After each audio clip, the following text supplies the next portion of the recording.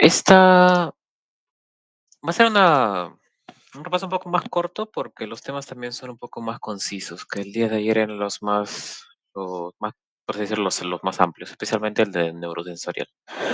Ya le he pasado a la delegada justo ahorita, perdón, se me había pasado la plancha y también el material de las diapositivas que estoy presentando para que lo pueda ir compartiendo. Y ahorita entonces voy a compartir mi pantalla con los temas del repaso pendientes y con eso terminamos. Ya,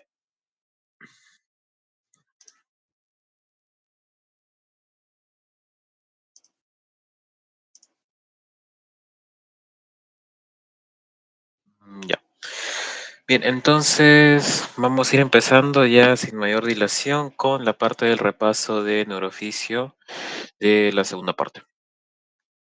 Bien. Entonces empezamos con la primera parte del sistema nervioso autónomo y bueno, el sistema nervioso autónomo.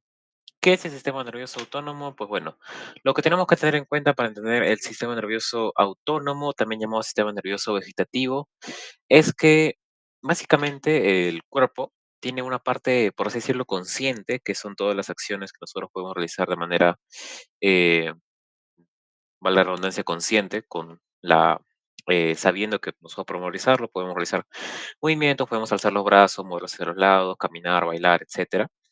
Pero hay otras acciones por las cuales nosotros no tenemos una conciencia de tal, pero sí están ocurriendo constantemente.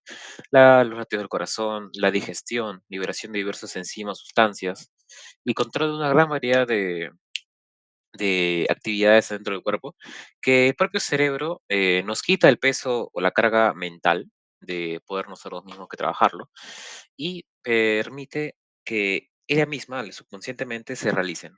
Entonces, dicho en otra forma, es que va a ser un control de la actividad de los órganos viscerales, o sea, todas las vísceras, de una manera motora y sensitiva que va a ser involuntario. Se le puede llamar involuntario, inconsciente, subconsciente, con la forma que quieran llamarlo, pero ahí está la idea. No sabemos de ello plenamente. Ya. Entonces, para entender mejor a este sistema se le ha dividido en dos grupos, o por decirlo en dos partes, que ambos forman parte o conforman lo que es el sistema nervioso vegetativo. Estos son el sistema nervioso simpático y el parasimpático. Diferencias o por qué se ha creado esa distinción. Porque tienen efectos contrariados y son respuestas distintas ante distintos tipos de estímulos. Una respuesta simpática va a ser una respuesta de ataque o huida, mientras que una parasimpática va a ser una respuesta de calma. Me explico. Una respuesta simpática, una reacción simpática del cuerpo, es propia de una situación en donde se requiera es una situación estresante, una situación temporal, aguda, eh, eh,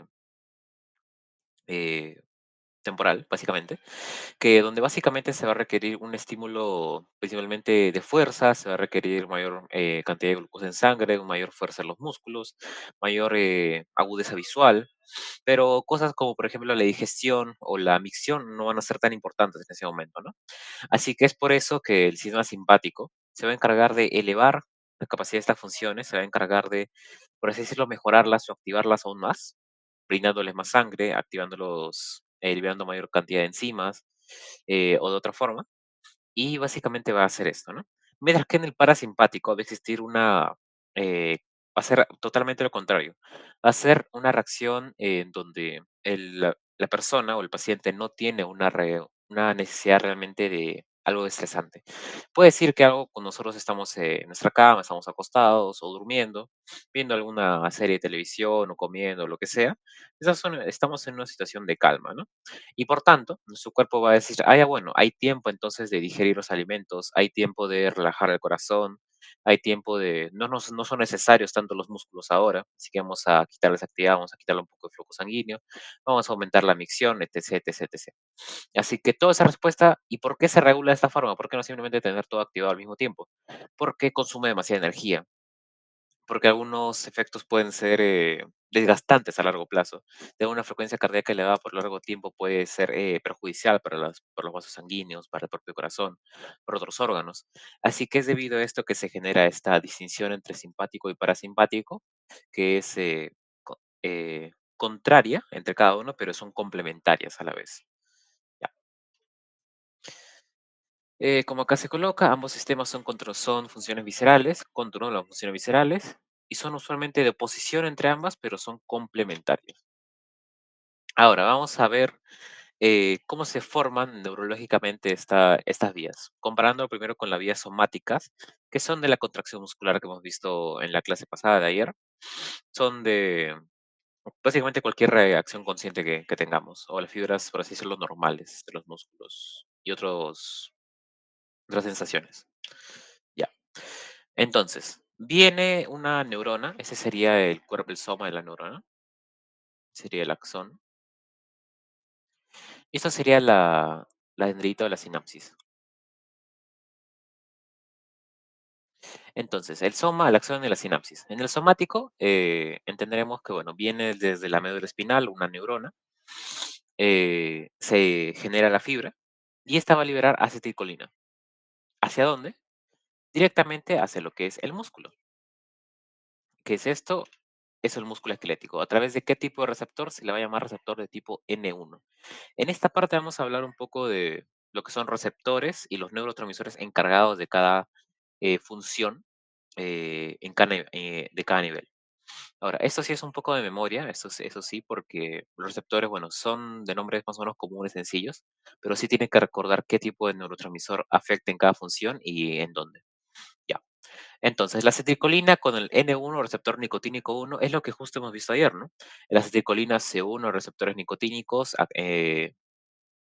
dos acetilcolinas por cada receptor, genera la entrada de sodio y finalmente activa una desprurización que contrae el músculo, genera contracción, ¿no? Eso es lo que hemos visto tal cual ayer. Pero hay otras formas otras formas de conexión de vía simpática y parasimpática. En la vía simpática vamos a tener lo siguiente. Nuevamente hay una neurona que genera acetilcolina, pero en este caso no va a liberarlo directamente a la célula diana o la célula blanco, que en este caso es el esquelético, o en otro caso puede ser glándulas, sino que en este punto va a liberar acetilcolina en un ganglio que van a contener otras neuronas, que van a ser neuronas, que van a tener receptores N2 o nicotínico 2. En ese caso, por un lado, puedes liberar hacia neuronas que van a dirigirse hacia el músculo liso o hacia glándulas. Y la segunda neurona, en este caso, acá digamos primera neurona, y acá digamos segunda neurona por ahora. En este caso, la segunda neurona va a liberar neuroepinefrina, este es NE, norepinefrina, perdón, y va a unirse esta norepinefrina a los receptores de tipo alfa y beta adrenérgicos, casi sinónimo de algo simpático, va a ser siempre adrenérgico. Entonces, en este caso, se van a unir estos receptores y va a generar una señal. ¿Qué señales generan? Bueno, lo vamos a ver en la siguiente diapositiva, pero para ir adelantándoles, en glándulas usualmente es una reducción de la secreción, ¿no? Que depende del tipo de glándula. Ya. Ahora, sin embargo, también puede liberarse otra cosa o de otra forma. El N2 también puede unirse a otro tipo de neurona de segundo orden. Se libera acetilcolina y a través de un receptor muscarínico se une a glándulas sudoríparas. ¿Por qué una persona que está agitada, está corriendo, necesita algo, o sea, está huyendo de algo, va a comenzar a sudar? En este caso sí es una situación en donde una glándula se va a activar más ante el estímulo simpático, que son en un caso especial de las glándulas sudoríparas, ¿no? Se va a liberar acetilcolina en receptores muscarínicos, M de muscarínicos. Esos nombres que usualmente se colocan, ¿no? De muscarínico, nicotínico, ¿por qué se colocan? Pero que lo tengan como datito y por si llegan a preguntar, no creo, pero como dato para que lo puedan recordar. Muscarínicos es porque cuando se descubrieron se encontró que una sustancia llamada muscarina se une muy fuertemente a ellos. Nicotínicos porque la nicotina también se une a ellos. Y así la mayoría de receptores recibe el nombre de la primera sustancia que se encontró que se unía fuertemente a ellos, ¿no? Receptores de ranolina, la ranolina. etc, etc. Ya. Y ahora, esto es lo que les estaba mencionando al principio, ¿no? Un ganglio simpático. Un ganglio simpático va a ser muy importante en la parte de la unión simpática, porque estos se van a encontrar en la parte paravertebral. O sea, si ven el soma de esta primera neurona, que ahora vamos a comenzar a decir neurona preganglionar, y en las segundas neuronas vamos a comenzar a decirles postganglionares. ¿Por qué? Porque esa se encuentra antes de llegar al ganglio, y las post porque se encuentran después de llegar al ganglio. Tiene bastante lógica, ¿no? Ya. Entonces, las neuronas pregan encontrar su soma, usualmente dentro de lo que es la médula espinal, el tronco cefálico bajo, básicamente por esa zona, ¿no? Entonces, pero cuando lanzan su axón, este axón no va a llegar directamente al órgano diana, sino que se va a encontrar, va a llegar a esta parte y va a liberar con sus neurotransmisores hacia una segunda neurona que es la postganglionar. Ahora, estos ganglios, como le mencionaba, se encuentran, si esta es la médula espinal, los ganglios parasimpáticos se encuentran, o simpáticos, perdón, se encuentran en esa parte. Acá, acá, acá, acá, acá, acá. Y se forman fibras de cada uno. Hay distintos niveles, hay usualmente, si es que están llevando anatomía también, habrán visto sobre la gran cadena simpática torácica, usualmente las fibras simpáticas son a nivel torácico. Eso no quiere decir que solo tengamos inervación simpática a nivel torácico, sino que se forman a ese nivel y ya lanzan todas sus fibras a nivel cervical, torácico, abdominal, geniturinario, etc. Ya, entonces esa es la explicación. Bien, ahora, tenemos el parasimpático, que aunque vamos a ver, tiene el parecido que también van a generarse un soma, se libera acetilcolina, se forma nuevamente una unión con una segunda neurona o postganglionar, que en este caso libera también acetilcolina. Como ven, la acetilcolina, básicamente el neurotransmisor que guía todo el sistema neurovegetativo, exceptuando la norepinefrina, que es la más predominante de la diana del simpático, que acá está. Eso tienen que recordarlo. Ya. Entonces se va a liberar acetilcolina, va a unirse a un receptor muscarínico y va a aplicar una respuesta parasimpática también a músculo liso y glándulas. En este caso no existe la distinción entre sudorípara, solo para tenerlo en cuenta. Y bien, cada órgano va a estar inervado tanto por fibras simpáticas como parasimpáticas, porque cada órgano tiene una respuesta distinta ante cada tipo de estímulo, tanto simpático como parasimpático. Eh, ya, ahora, ¿qué pasa en el parasimpático? ¿También tenemos ganglios? Pues de cierta manera sí, pero lo que ocurre, y en este caso, es que los ganglios parasimpáticos no se forman tan, de manera tan tangible como puede ser una cadena simpática lateral. No existe una cadena parasimpática lateral o de paravertebral o así, sino que en el parasimpático, en este caso, esta unión se va a encontrar muy, muy cerca del órgano diana. O sea, es como que acá se encuentra el corazón. Hagámoslo más didáctico. Este es el corazón. Va a llegar la fibra, se va a meter un poquito en el corazón, va a unirse a su neurona, a su segunda neurona, y esa neurona va a tener un recorrido cortito y acá va a aplicar hacia el cardiomocito. Entonces, como ven, sí se forma esta unión, pero no se forma directamente conformando un ganglio, por así decirlo. Puede haber casos en donde se formen ligeros plexos afuera del órgano diana, se formen pequeños plexitos así, pero el trayecto siempre va a ser corto. No se van a formar ganglios muy prominentes. Y eso es una característica importante del parasimpático y que lo diferencia del simpático. Ya. Datos importantes a recalcar: ACH, además de su función de contracción muscular, también tiene función en ganglios, digámosle autonómicos. Ya. Entonces, esas dos funciones tienen que recorrerlas bastante bien. Y NE en adrenérgico. Ya. ¿Hay algo más acá? Ah, ya, eso es lo que les he explicado. ¿Existen ganglios parasimpáticos? Sí, pero se encuentran cerca del órgano diana o en este mismo. En el mismo órgano de la pared y así. Ya, siguiente. Acá se vienen tablas. no hay mucho. Eso es más que nada memoria, pero la idea es que, de acuerdo a lo que les explicaba antes, puedan intuir la respuesta y las diferencias de cada cosa. Porque esa tablita es un resumen de todo lo que he explicado anteriormente. A ver, en el simpático, el origen de la neurona preganglionar va a ser a partir de la médula, ¿no? Entre T1 y L3. ¿Por qué? Porque está la cadena simpática torácica. Entonces, es por esto que la médula en este caso va a generarse entre T1 y L3, un cachito de la zona lumbar, ¿no?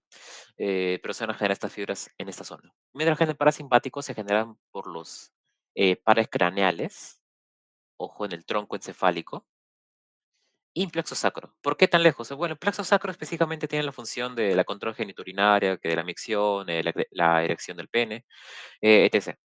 Entonces, esa parte. Pero los pares craneales surgen en el cráneo, pero van a controlar toda la actividad simpática de absolutamente todos los órganos abdominales del cuerpo, etc. Ya. Luego, localización del ganglio, esto está fácil. Cadena simpática ganglionar cerca del origen del nervio, mientras que en el parasimpático cerca de los órganos diana o en estos mismos. La longitud de la neurona preganglionar es corto, porque ni bien surge se une a su ganglio, pero de la parasimpático va a ser largo, porque tiene que recorrer hasta llegar a la propia órgano diana. Mientras que la longitud de la neurona postganglionar es totalmente lo mismo, lo opuesto. La postganglionar del simpático es largo, porque tiene que ir a la órgano diana, y el parasimpático es corto porque ya está ahí. Ya. Ahora, neurotransmisor, receptor de ganglio, acetilcolina, nicotínico, eso es lo que ya he explicado, es lo mismo en cada caso. Neurotransmisor y receptor en órganos del simpático, el principal norepinefrina y el parasimpático acetilcolina. Y los receptores, los clásicos alfa 1, ¿qué es alfa? Alfa 1, alfa 2, beta 1, beta 2, y todos esos alfa y beta hasta el infinito. ¿Hasta hasta qué es importante que sepan? Hasta alfa 1, alfa 2 y beta 1, beta 2, hasta beta 3 quizá. ¿Hay más? Sí, hasta ahí hasta beta 7 creo, he leído, o beta 9. He llegado a leer en algún artículo. Ya, pero eso no es importante. Para este caso tienen que recordar que adrenérgicos son letras griegas, y parasimpáticos son muscarínicos. Acá no hay diferencias, es muscarínicos tal cual. Hay M1, M2, pero por ahora muscarínicos, no malténganlo. Claro, más diferencias. Ahora, estas son las respuestas que tienen de distintos entre el parasimpático y el parasimpático. Nuevamente, esta es más que nada parte de memoria, pero en este caso sí puedo ayudarles un poco en la lógica que tiene la respuesta simpática y parasimpática y que de esa manera pueden inferir o deducir cuál es la respuesta que le corresponde, ¿no? La más clásica y obvia para poder distinguir entre estas respuestas es la del corazón. ¿Tú qué necesitas cuando estás corriendo, cuando estás en alguna actividad física? Estás, no sé, te persigue un ladrón o te van a robar ahí en Cangallo, como están robando últimamente ahí en Cangallo, ¿no? Eh, Tengan cuidado cuando caminen por ahí. Eh, necesitan un aumento de la frecuencia cardíaca, ¿no? Porque necesitan más sangre para que llegue a los músculos, para que llegue al corazón, para que llegue sí, pues, a los músculos, una mayor visión para poder si es que hay algo en el camino, ¿no? Entonces, esto va a aumentar la frecuencia cardíaca. ¿Cómo se dice de manera más técnica, digamos? El aumento de frecuencia cardíaca produce taquicardia, es lo que se suele decir. Mientras que el parasimpático reduce la frecuencia cardíaca, que ¿qué significa? Bradicardia. Ya. Receptor beta 1, esa sí parte de receptores, esto sí es netamente de memoria, disculpe. Músculo liso vascular, se contrae. ¿Por qué? Porque cuando tú llegas a los vasos, por ejemplo, del estómago, esos vasos necesitan. ¿Realmente el estómago cuando estás corriendo necesita sangre? No, ¿verdad? ¿No? Entonces, va a contraerse los vasos para que de esta manera la sangre se distribuya a otras zonas. Ojo, el músculo liso vascular o en general los vasos tiene un efecto doble, por así decirlo. El simpático de órganos esplácnicos, viscerales, de estómago, hígado, etc., se contraen, pero de órganos como de vasos de músculos, adivinen, se dilatan. ¿Por qué? Porque necesitan más sangre. Entonces, esa respuesta doble sí tienen que, por si acaso, tenerlo en cuenta si es que la quieren agarrar por ahí. Parasimpático no tiene un efecto propio de esto. Los bronquiolos. vas a agitarte, necesitas respirar más oxígeno y por tanto hay una dilatación de los bronquiolos. ¿Para qué? Para que entre más aire, puedas respirar más. Pero en el parasimpático hay una broncoconstricción, mientras que en el simpático hay broncodilatación. Tracto gastrointestinal, lo propio, ¿no?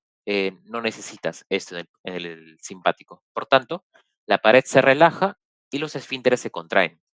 ¿Para qué? Para que todo o cualquier alimento que se encuentre en las cavidades se quede ahí y no se mueva hasta nuevo aviso.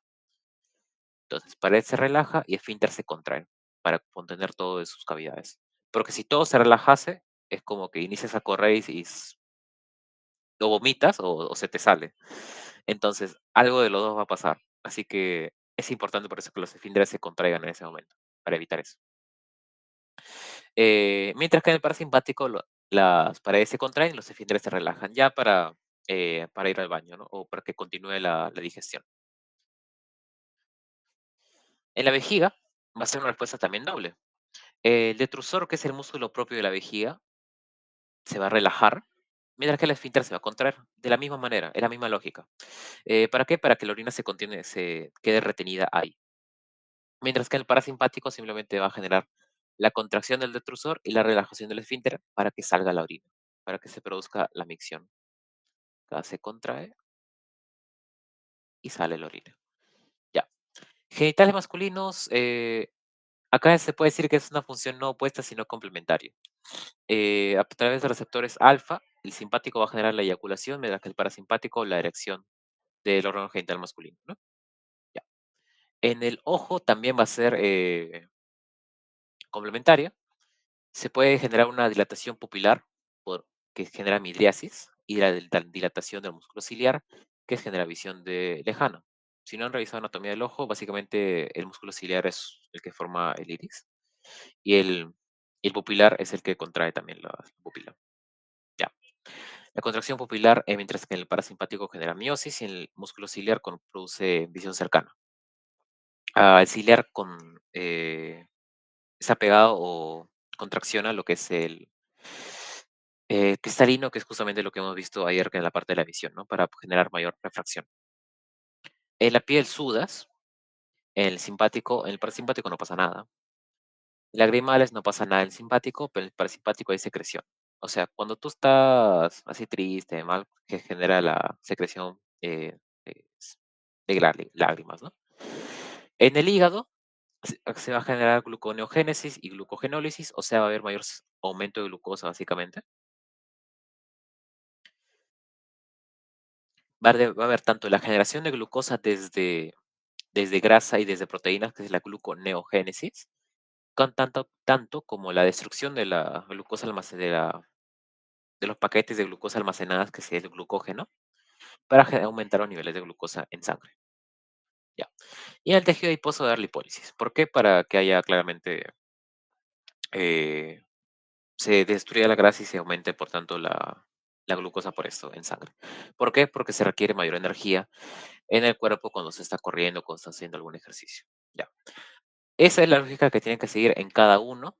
Puede ser, también hay otras funciones que no lo he agregado acá porque ya son más específicas, pero pueden revisarlo en su libro de cabecera, el Constanzo, el Boron, el Guyton, etcétera, que siempre tienen que tener esta idea de qué haría mi cuerpo si está corriendo, qué haría si está sentado, y de esta manera más o menos se resuelven esos ejercicios. Ya. Ahí está la aclaración que hacía sobre el músculo, sobre los vasos musculares que se dilatan ante lo simpático. Ya. Con esto terminamos autonómico. Entramos a lo que es el sueño y vigilia. ¿Hay alguna pregunta, alguna duda? Ya, parece que no. Deme un ratito que mi celular está con baja batería. Voy a ponerlo a... Bueno, ahorita regreso. Un segundo.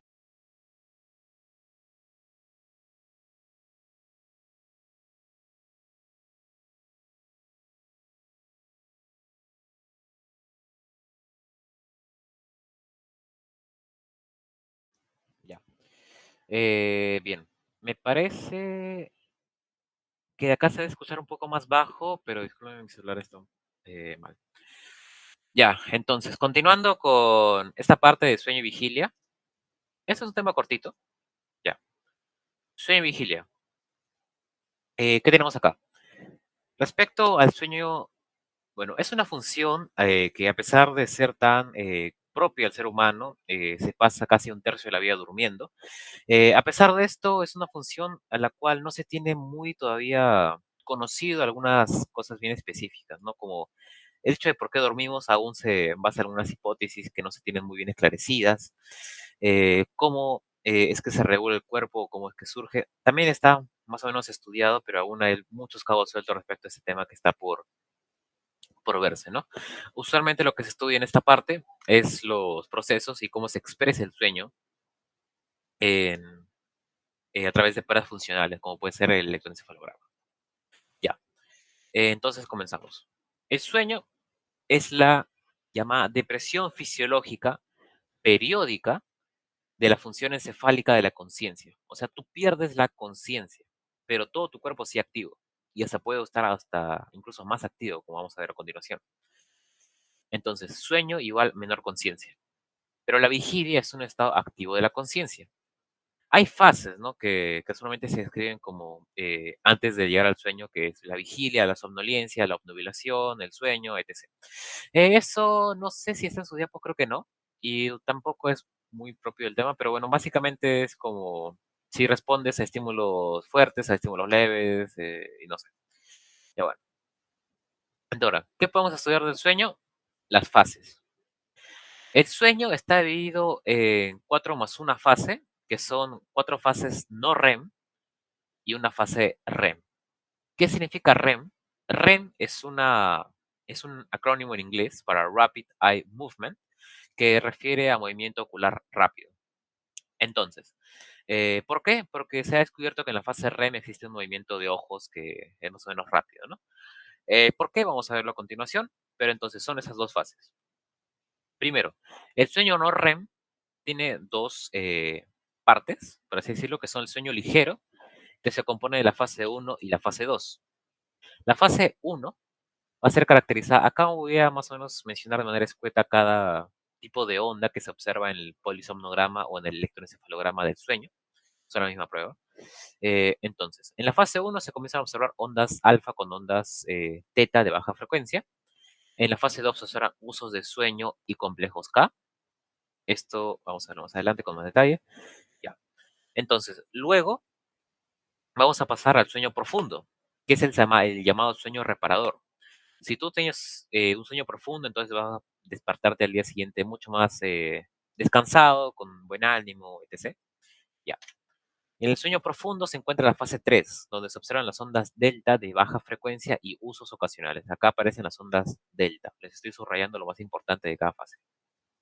Y finalmente en la onda 4 aparecen las ondas únicamente teta, de delta, perdón. Ya. Ahora, pasamos a la fase del sueño REM. Este sueño REM se le llama paradójico. ¿Por qué? Porque cuando uno duerme, pues espera estar prácticamente anestesiado, ¿no? Tirado en tu cama sin ningún ápice de conciencia. Y uno esperaría que el cerebro está, si es que no, si es que despierto está un 10, pues de sueño espera que esté un 5, un 4, ¿no? Más bajito. Pues realmente, el sueño REM se ha observado que la actividad cerebral está prácticamente igual que la de una persona despierta. Y eso confundió bastante a los médicos, a los neurofisiólogos, a las personas que han estudiado esto, y se denominó posteriormente como un sueño paradójico. ¿Por qué? Porque era contradictorio que alguien durmiendo tuviera una actividad similar a la de la vigilia. ¿Qué caracteriza el sueño REM? Una pérdida del tono muscular activa. O sea, va a enviarse una señal desde tu cerebro, de tu tronco cerebral, hacia la médula espinal, que va a decirle no te muevas. Y va básicamente a anestesiarte toda la médula espinal para que no te muevas. Pero entonces, ¿cómo se genera el movimiento ocular? Porque hay actividad cerebral, pero anestesia todo tu médula espinal. ¿Cómo se controlan los músculos extraoculares que controlan el movimiento? Son por control directo de los pares craneales, ¿no? Entonces no pasan por la médula espinal. Entonces es por esto que se pueden generar movimientos oculares rápidos. Puede generarse erecciones por estimulación simpática, fluctuaciones en presión arterial, respiración, metabolismo cerebral. Eh, Esta es la fase que se asocian a los sueños y se asocia al despertar. O sea, eh, eso vamos a verlo con esta mejor a continuación porque hay una tablita que de la fase del sueño. Ya. Pero, fíjense, tienen que recordar sí que ocurren los sueños y se asocia al despertar. ¿Por qué? Vamos a verlo a continuación. Ocurre cada 90 minutos por un intervalo de 5 a 30 minutos, que va aumentando conforme mayor tiempo de sueño tienes. O sea, al iniciar tu sueño, porque esas fases se van repitiendo. Es la siguiente diapo, pero a ver, tú inicias con tu estado de vigilia, ¿no? Tu actividad va bajando, pasas por fase uno, fase 2, fase 3, fase 4, y vas acá al valle, pero se eleva de un golpe, que es el REM. Puede ser 1, 2, 3, 4, y llega REM. Y usa un REM cortito, así de 5 minutos, y nuevamente. Y nuevamente vas bajando a uno, 2, 3, 4, otra vez REM, pero esa vez más largo. Uno, 2, 3, 4, REM, y más largo. Y o sea, mientras más tiempo de sueño tienes, el REM va aumentando de tamaño. Hasta el punto en donde ya es de mañanita y tu REM aumenta y se activa de tal forma en que finalmente te despiertas. Esto es usualmente el por qué a veces algunos sueños los podemos recordar. Porque usualmente el cerebro elimina los recuerdos de los sueños porque no es algo relevante para la vida. Y por tanto, los sueños que ocurren cerca al despertar han ocurrido justo momentos antes y por tanto tu cerebro puede tener una cierta puedes básicamente recordarlo, por eso, porque está cerquita el despertar. ¿Cómo sabemos entonces que soñamos antes? Por medición de las actividades cerebrales. Ya, puedo borrar todo esto. Ya. En el electroencefalograma de vigilia y sueño, el REM son similares, pero se llama paradójico. Lo que está en el Guyton y también sus diapos, que bueno, se dice que el moramilpéptido, el tercer factor del LCR, aumentan en animales que están despiertos y el nonapéptido aumenta en quienes están dormidos. Ya, estos son como algunos biomarcadores, por así decirlo, del sueño, algunas moléculas que pueden distinguir un animal de una persona dormida, despierta y bueno, ¿no? Esto no quiere decir que esos, o sea, no sé cómo el doctor Cerebro lo interprete, o si que es que lo pregunta, pero puede llegar a tener una implicancia dentro de la fisiología del sueño directamente, ¿no? Pero al menos somos lo que son biomarcadores. Realmente, ¿cuál es el neurotransmisor implicado en el sueño? La serotonina. Es por eso que cuando se toman antidepresivos o que aumenta la cantidad de serotonina, son la mayoría serotoninérgicos, aumentan esta neurotransmisor, también tienden a producir un poco de sueño, porque el principal neurotransmisor implicado en el sueño, en el activar esta función, es la serotonina. Ahora, vamos a ver estas ondas. Es lo que vamos a ver ahora como más detalle, lo que he explicado aquí en la parte de ligero y el profundo. Ya. En la vigilia van a observarse ondas alfa y ondas beta. La onda principal de la vigilia es una pregunta clásica: ¿qué onda cerebral se observa en un electroencefalograma de una persona despierta con los ojos abiertos? Beta. Alfa también se observa, sí, pero cuando la persona cierra los ojos. Y como ven, puede aumentar ligeramente la frecuencia. Ya. Fase uno se observan alfa básicamente porque la persona tiene los ojos cerrados. Y ondas teta, que son ondas de un poquito menor de frecuencia. Luego aparecen en la fase 2 los llamados usos del sueño, que acá en inglés se llama el sleep spindle, y los complejos K, que son estos, que son ondas de alta intensidad, ¿no? Amplitud, digamos. Y los sleep o usos musculares son así momentos de alto disparo de frecuencia, mientras que los complejos K son de alta amplitud. Luego la fase 2 pasa a la fase 3. La fase 3 es básicamente donde comienzan a aparecer ondas delta y pequeños usos ocasionales. Es como una combinación de la 2 y 4, así que acá no lo coloca. La fase 4 ya son básicamente únicamente ondas delta, que son estas ondas de baja frecuencia, de alta amplitud, que son características del sueño profundo, ¿no? Un sueño reparador. Mientras que el sueño REM, miren, ondas de amplitud baja, de más o menos una frecuencia considerable y traten de diferenciarlas de esta. O sea, tienen sus diferencias, ¿no? Un poquito, pero son bien parecidas. Y esto es lo que desconcertó a los neurofisiólogos, a los médicos que lo investigaron. Ya, no creo que les coloque una imagen, pero solo para que puedan entender qué es cada cosa. Y que básicamente una onda a mayor letra griega es menos frecuencia, por así decirlo. Y sus diferencias. Ya. Teorías del por qué el sueño, esto sí está en sus diapos. La teoría inicial que se tenía sobre el sueño era que el cerebro estaba cansado por todo un día de trabajo y básicamente se apagaba como una computadora que ya tenía mucho tiempo prendida y se apaga. Ahora, es la teoría de la fatiga del sistema de reticular activador, SRA. Sistema reticular, la formación reticular acá juega una parte importante. ¿Qué es el sistema reticular? Se puede decir una gran parte del sistema nervioso central, que es básicamente un sistema difuso que está básicamente por todo el cerebro, que se encarga de varias cosas, entre ellas activar a la conciencia y la vigilia. Entonces, este sistema se activa y por tanto al desactivarse se apaga todo el sistema. Esa es la teoría pasiva, pero la teoría activa, que es la que se maneja ahorita realmente, o la que tiene más de cierto con lo que se puede manejar ahorita, porque en Europa, ¿qué se manejará? Pues? Que es que el cerebro realmente no duerme. El dormir es un proceso más que nada de la conciencia y el cerebro, dormir es básicamente un proceso activo que requiere la activación de unos núcleos neuronales específicos y que para esto entonces se va a generar el sueño, ¿no? Entonces, la teoría del cerebro activo. Ya. Ahora, la tablita que les había mencionado al principio. Distribución de fases. Como pueden ver, esta es la fase del despierto, consciente. Entonces se pasa a fase uno, fase 2, fase 3, fase 4.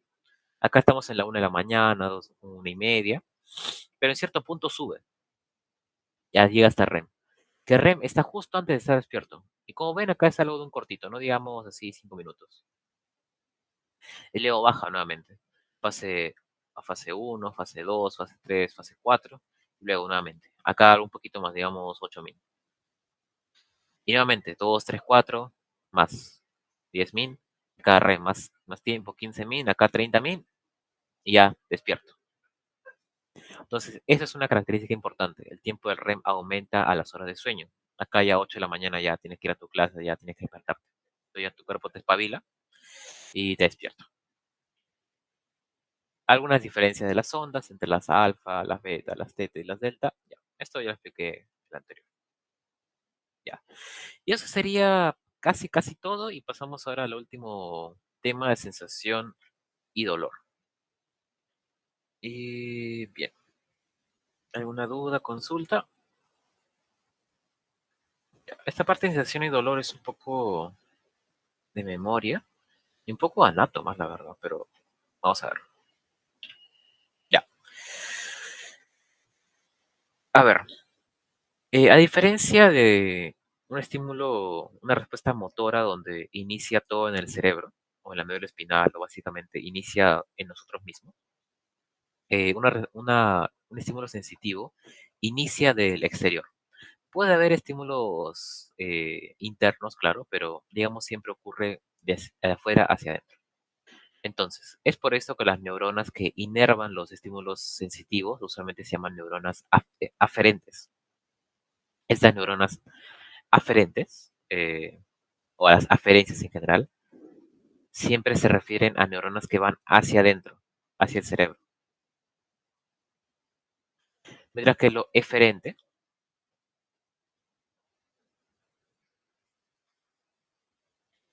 es lo que va hacia afuera del cerebro.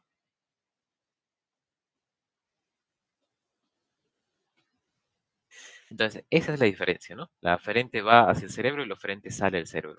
Los estímulos sensitivos son siempre aferentes. Ya.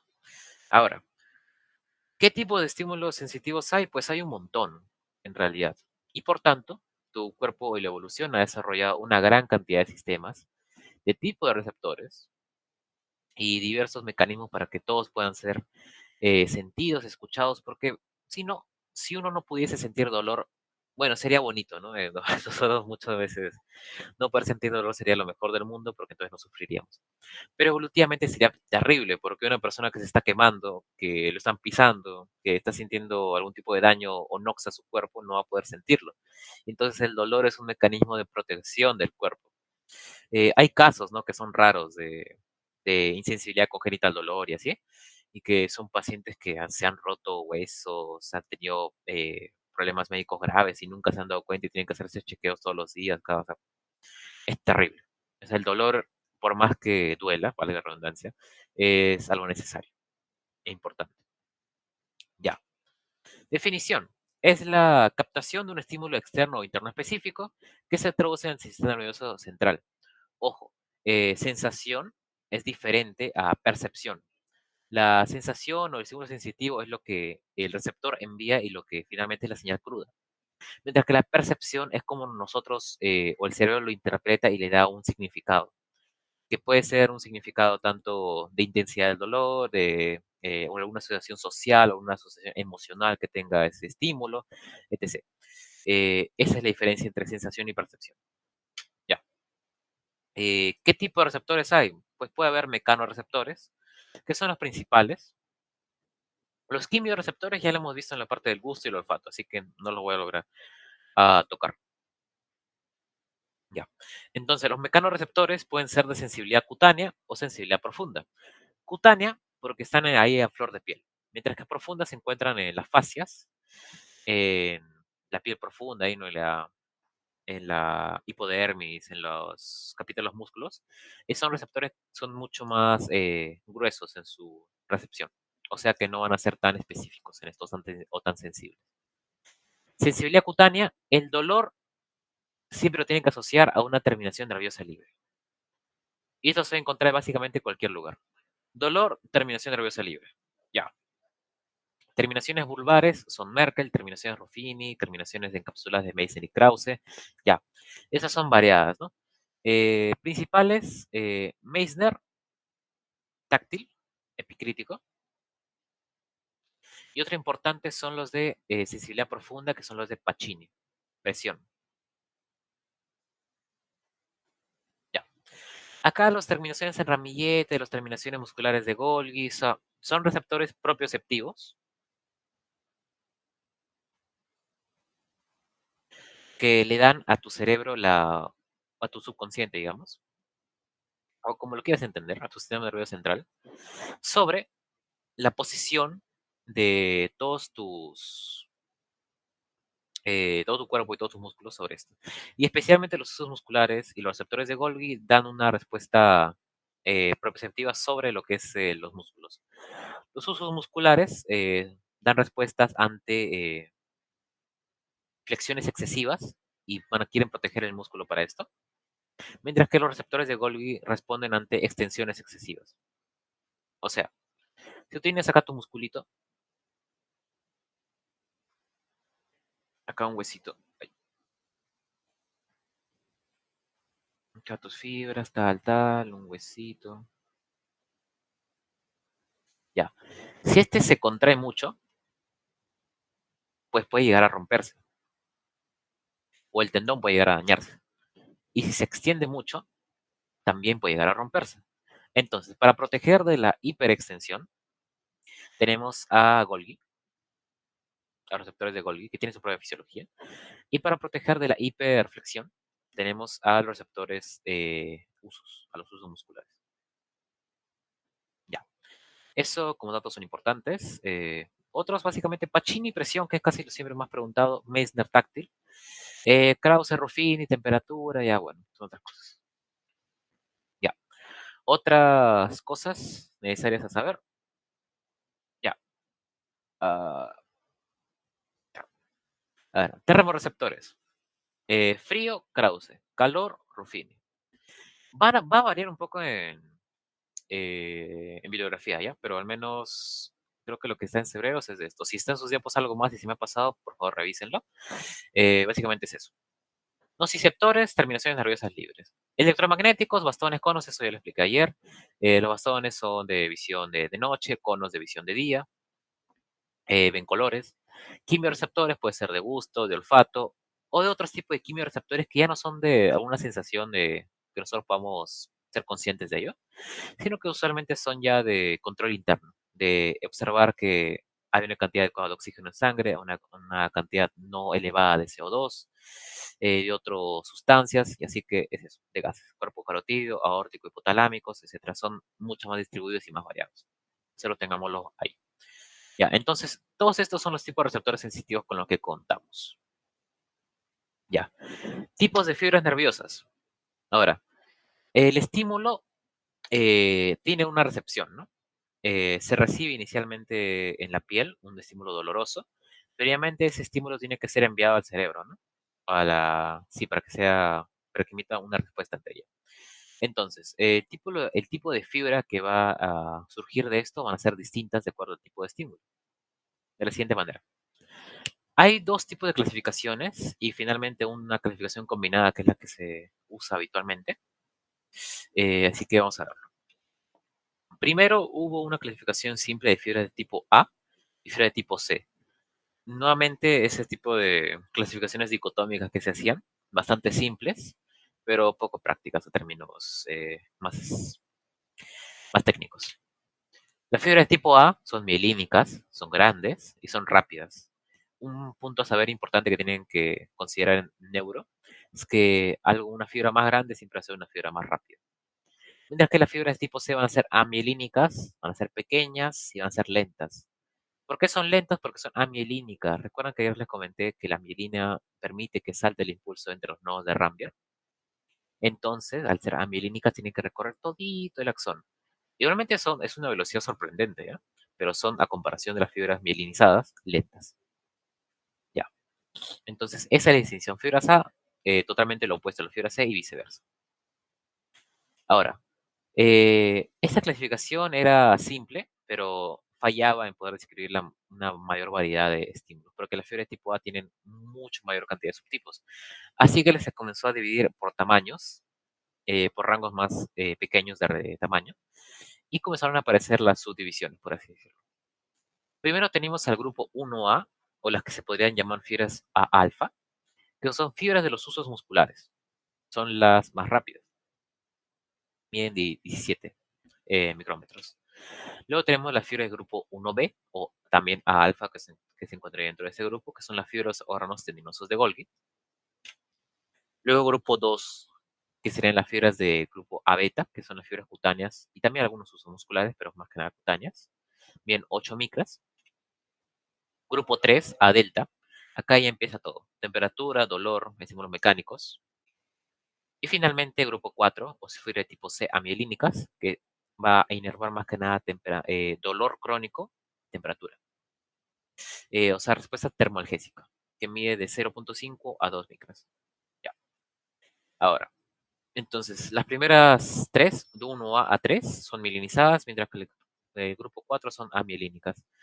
Como pueden ver, acá A y C se distribuye de otra manera, como subdivisiones de A, alfa, alfa, beta, delta, AC, o fibra C, pero la clasificación tal cual es 1A, 1B, 2, 3 y fibra 4. ¿Ya? O sea, le pueden preguntar de cualquier manera, pero siempre tienen que tener esa diferencia, ¿no? Esto no importa, la verdad, así que lo voy a pasar. Ya. Finalmente, ya para terminar, es la vía del dolor. Vía del dolor. Es de todo lo que hemos hablado ahora, vamos a hacer un pequeño resumen viendo de cómo se distribuye este estímulo doloroso. Inicia en la piel, ¿no? Hay un corte, hay sangrado, hay lesión y por tanto las terminaciones nerviosas libres, están acá distribuidas así, ¿no? Están acá inervando toda la parte. Sienten el estímulo y por tanto envían la señal. Esto se envía a través de una primera neurona.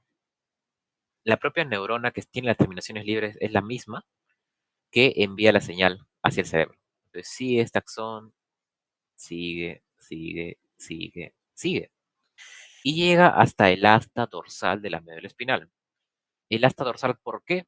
porque el asta dorsal es la que recibe los estímulos sensitivos. Y mientras que eh, el asta anterior es la que envía respuesta mecánica, motores. Ya.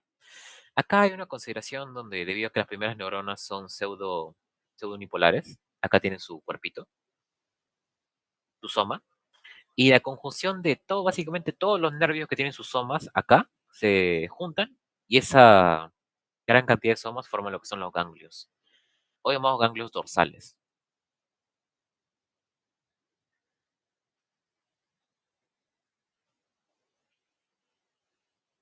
Ya. Entonces, tenemos esta distinción y entonces llega al asta dorsal. Al llegar al asta dorsal, llega hacia lo que es la sustancia negra, que son la parte de los cuerpos neuronales, y la que la sustancia blanca son las fibras no mielínicas. Entonces, lo que tiene que hacer acá es, dependiendo del estímulo que haya recibido, tiene que enviar la señal hacia el cerebro. Se va a enviar por distintas carreteras o por distintas fibras nerviosas. La segunda neurona va a empezar entonces acá. Puede enviarse por el cordón posterior, que es el haz de Golgi-Burdach, que es para el tacto epicrítico, propiocepción consciente profunda. Se envía por acá, ¿no? Empieza la neurona acá y se envía la señal. O también puede enviarse por el tracto espinotalámico lateral, que es para estímulos térmicos, dolorosos o tacto protopático.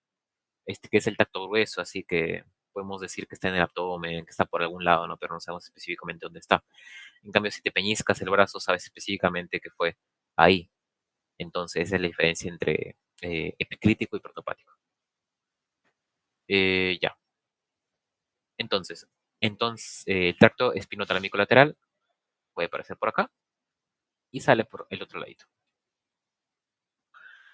El dolor leve y rápido va a ser mediado por glutamato, el principal neurotransmisor excitador del sistema nervioso central, y se encuentra en las láminas 1 y 5 Rexit. Esto de las láminas es más que nada anatomía, pero me parece que sí lo llegaron a preguntar en el examen.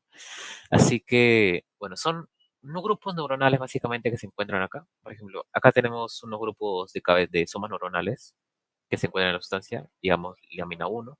Acá otra línea, lámina 2, otra línea, lámina 3, y así, así, así. Y hay distintos grupos, ¿no? Y entonces, donde se encuentra el soma es donde se encuentra la lámina rex. Para el dolor leve y rápido, 1 y 5. Dolor lento e intenso, lámina 1 y 2. Mediado por sustancia P. Sustancia P muy asociada siempre al dolor. Ya. Otro puntito importante, no, antes ya de acabar, son las interneuronas. Ay,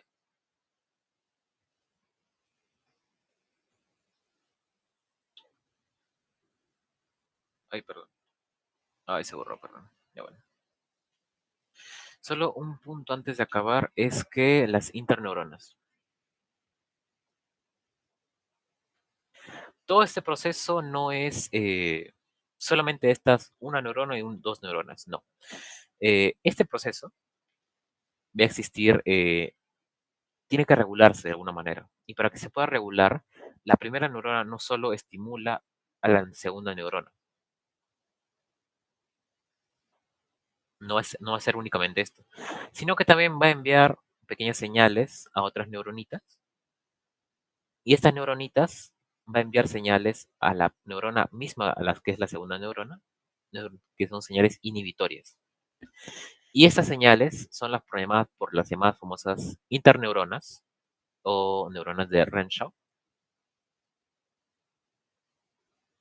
y que van a estar mediados por glicina, que es el principal inhibidor de la médula espinal. Y que bueno, ¿para qué sirve? Primero, para que la señal no salga a sobremanera, o sea, pueda ser meramente regulada y que empiece y termine. Básicamente, esa es la idea, rápidamente. Y que puedan generarse otros patrones, ya que habrá unas interneuronas que no van a ser de este tipo, sino que pueden generarse así.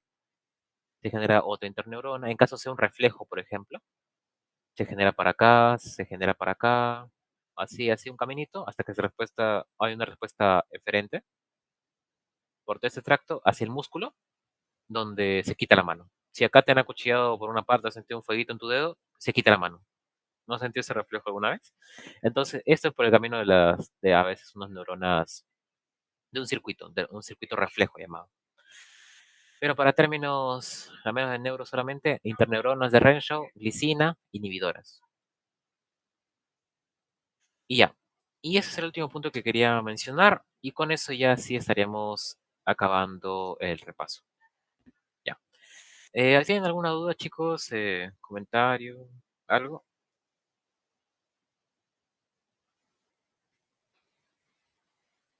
Ya, parece que no.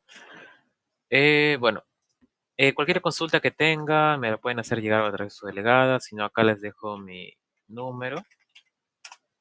Pueden escribirme cualquier duda que tengan. Y bueno, les deseo mucha suerte en su examen de mañana. Espero que les vaya muy bien.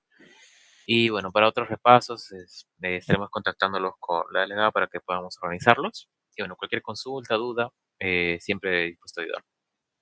Espero que les haya sido de utilidad y gracias y hasta luego. Chao, chao. Gracias Nancy, gracias a todos los que saludan. Gracias. Chao, chao.